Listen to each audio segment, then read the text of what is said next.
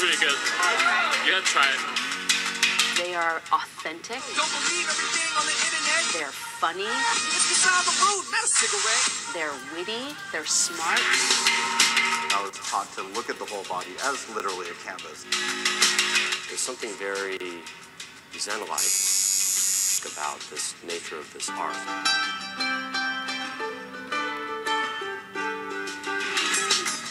My sister and I turned to each other and like, let's go. Let's go help out. We can do it. Welcome to NBC4's Asian Pacific American Heritage Month celebration. I'm Ted Cheng. And I'm Hetty Chang. As we all know, Southern California has a vibrant Asian Pacific American community. Over the next half hour, we're going to look at, listen to some of the colorful, quirky, and compassionate ways people stay connected to their heritage. We begin with skin. For the first time, flesh and ink art is being recognized as fine art with a national exhibit in Little Tokyo. NBC4's Gordon Tokumatsu looks at the tradition of Japanese tattooing, the exquisite artistry, and the unusual application. The work is painstaking and, as you might expect from any form of tattoo procedure, painful. The people who endure this say it's worth it.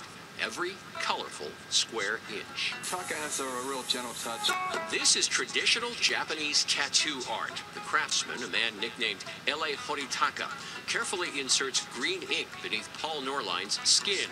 In this little Tokyo basement, a tattoo parlor called Onizuka, he's visually changing Norline's entire body, one pinprick at a time. This will be what they call a body soothe, which will continue down to the ankles. Your ankles? And how long will that take? Probably another 2 years or so. The technique is called tebori, working by hand with stick-mounted needles instead of machines. Artists say it's better for subtle gradations of color. For thousands of years, Japanese practitioners have done it this way, turning human bodies into living, breathing canvases. I really love this piece. Takahiro Kitamura is curator to a special exhibit at the Japanese National Museum. Perseverance, Japanese tattoo tradition in a modern world. It's a demon. He starts to draw his sword. Kitamura showed us how the artists tell elaborate stories with an attention to detail as unique as the body shapes they encounter. Themes range from classical Japanese mythology to religious symbols to the beauty of nature.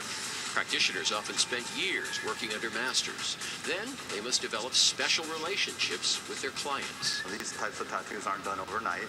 They take oftentimes months and years to complete. Thousands of dollars too.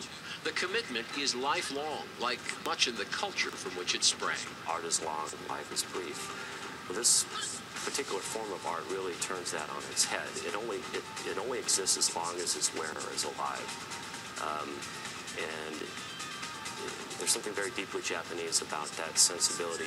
Interestingly, the country that produced this stunning visual artistry, and many of the artists themselves, does not embrace it. Certainly not the way we do here in the West.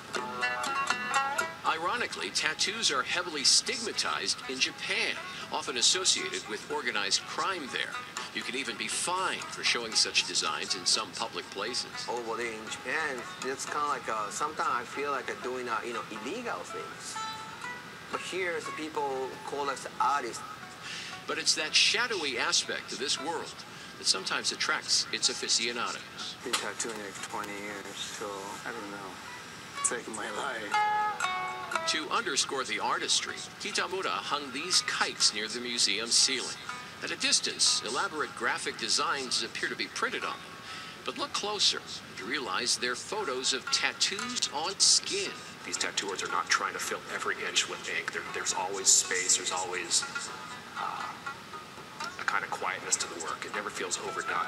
After thousands of years, Japanese tattoos are finally getting the recognition they deserve, at least in cultures outside of Japan. I could have bought paintings or sculptures or something, but this is art that stays with me. It goes where I go. In Little Tokyo, Gordon Tokumatsu, NBC4 News.